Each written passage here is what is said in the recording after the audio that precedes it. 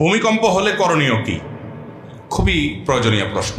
ভূমিকম্প আল্লাহ না করুন যদি আমরা এর মধ্যে পড়ে যাই কেউ, তাহলে ভূমিকম্প শুরু হলে আমরা কি করব? কোরআন এবং হাদিস আমাদেরকে কি বলে? প্রথমত, একজন ঈমানদার যে কোনো কঠিন পরিস্থিতিতে সর্বপ্রথম তার দৃষ্টি যাবে আল্লাহ রাব্বুল আলামিনের দিকে। তিনি সব কিছুর আগে আল্লাহকে স্মরণ করবেন, আল্লাহর দিকে তার মনোযোগ চলে যাবে।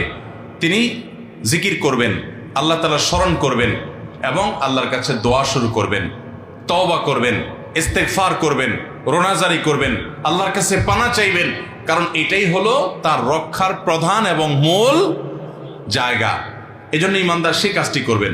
নবী করিম সাল্লাল্লাহু আলাইহি সাল্লাম চন্দ্রগ্রহণ হলে, সূর্যগ্রহণ হলে, সাহাবীদের মধ্যে ভূমিকম্প তৈরি হলে, এরকম কোনো পরিস্থিতি তৈরি হলে তারা আল্লাহর দিকে রুজু হতেন, জিকির আজকার করতেন, আল্লাহর দিকে মনোযোগী হতেন, তওবা করতেন, ইস্তেগফার করতেন। অতএব সেই কাজগুলো আমাদেরকে করতে হবে, এটা হলো প্রথম।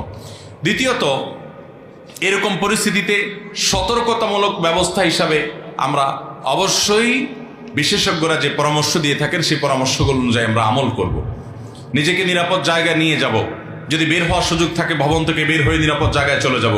যদি ভবন থেকে বের হওয়ার রিস্কি হয় বা সে সুযোগ না থাকে, তাহলে অন্তত ওই যে বিমের আশেপাশে থাকা অথবা আপনার শক্ত কোনো খাট, চৌকি, টেবিল এগুলোর নিচে অবস্থান নেওয়া, আরও যে যে পরামর্শ এ বিষয়ে বিশেষজ্ঞরা দিয়ে থাকেন সেগুলো অবলম্বন করতে হবে।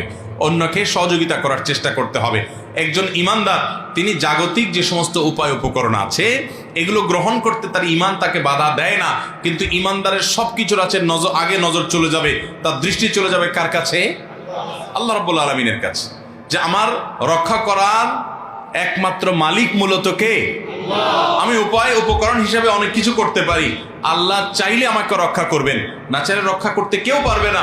এই জন্য দেখবেন অনেকে সামান্য আঘাতেই দুনিয়া থেকে চলে যায়, আবার অনেকে দেখবেন ভূমিকম্পের পরে 40 ঘন্টা পরে, 50 ঘন্টা পরে, একদিন পরে, 2 দিন পরে পর্যন্ত জীবিত উদ্ধার হচ্ছে কি হচ্ছে না?